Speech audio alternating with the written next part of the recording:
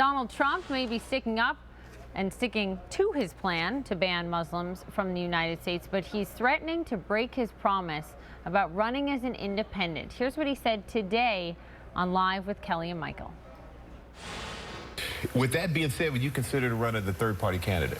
Well, let me tell you, first of all, I don't want to do that. I'm leading in the polls by not a little bit, like by 20 and 21 points. And the people, the Republican Party has been, the people have been phenomenal.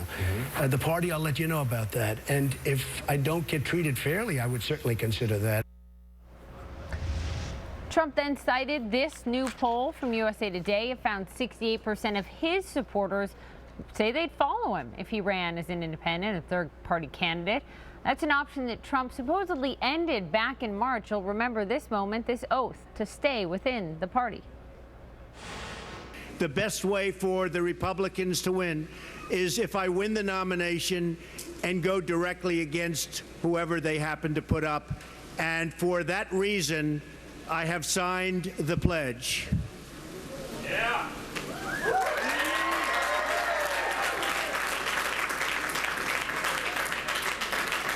So I will be totally pledging my allegiance to the Republican Party.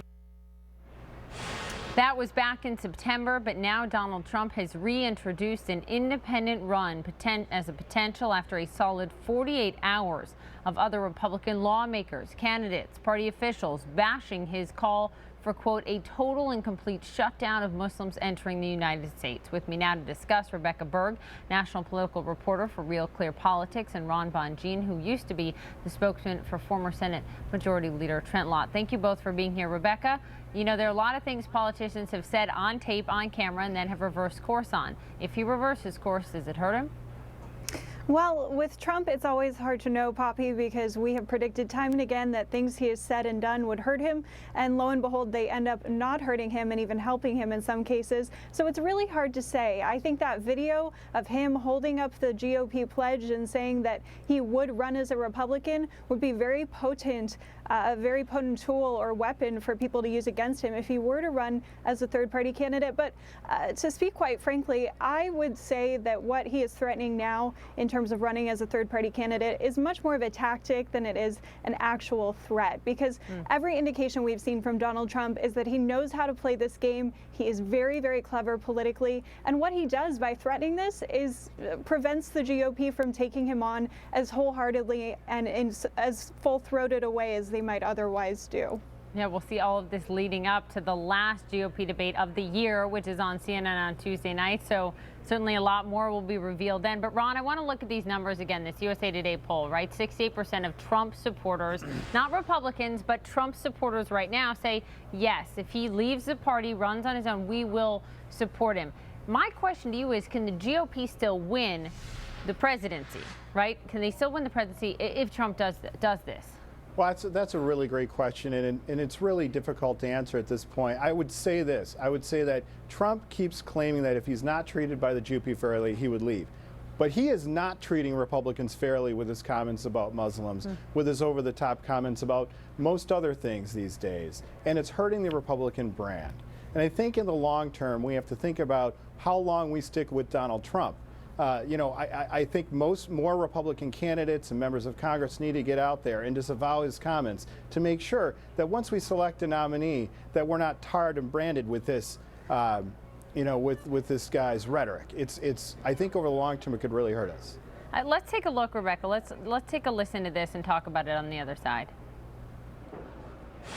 This is both a shameless and a dangerous idea. Some of his Republican candidates are saying that his latest comments have gone too far. But the truth is, many of them have also said extreme things about Muslims.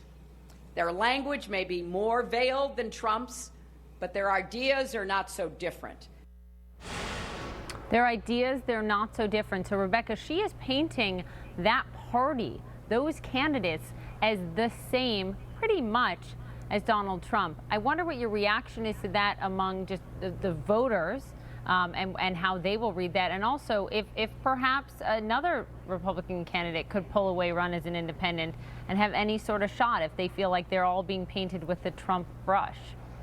Well, to address your first question, Poppy, I think this is exactly what the Republican Party and the rest of the Republican field has really feared from Donald Trump's candidacy, that it puts their party in a bad light. I mean, the Republican Party has worked so hard over the past couple of months and years since 2012 to try to broaden its appeal, broaden its base, reach out to minorities, reach out to women in new ways. And what Donald Trump does is completely brings the party in the opposite direction. And so what we're going to probably see more of from Democrats, as we have already begun to see from Hillary Clinton, is this classic guilt by association, painting with a very broad brush, saying that all Republicans, even if they don't necessarily agree with Donald Trump, are basically in the same camp as him. And this is the risk that a lot of the candidates run right now by not condemning him more actively. And this goes back to what Ron was talking about. We've heard some members of Congress, some senators come out and rebuke Donald Trump's remarks. But on the campaign trail, we're hearing some very tepid responses to what he has said, because these candidates, frankly, are afraid of upsetting his supporters because they want to win them over, and that could be a problem for them in the general election. Ron, just quickly, leading up to the GOP debate on Tuesday night, what do you do if you're one of those candidates who's trying to break through, not polling nearly as well as Donald Trump, and now you're being painted with the same brush as him? Well, quickly, first of all, I'd have to say that I think that President Obama has created the situation where Donald Trump is reacting to a weak commander-in-chief. And so I think if other candidates were to show how strong they can be as a leader dealing with ISIS, as a leader dealing with these big issues facing our country in a responsible way, that would be really helpful. But haven't they tried? Haven't they done everything possible? Lindsey Graham yesterday told Donald Trump to go to hell. I'll tell you what, I think Speaker Paul Ryan, who is a hero of the GOP, said it right, that this is not conservatism. This is not what we stand for as a party. And look, yes, Lindsey Graham was helpful. I do think these candidates are going to be asked and put on the spot, and they'll be ready to answer forcefully, hopefully. Yeah. All right, we'll be watching next Tuesday night, big GOP debate. I think the world will be watching this one. Thank you so much, Rebecca and Ron.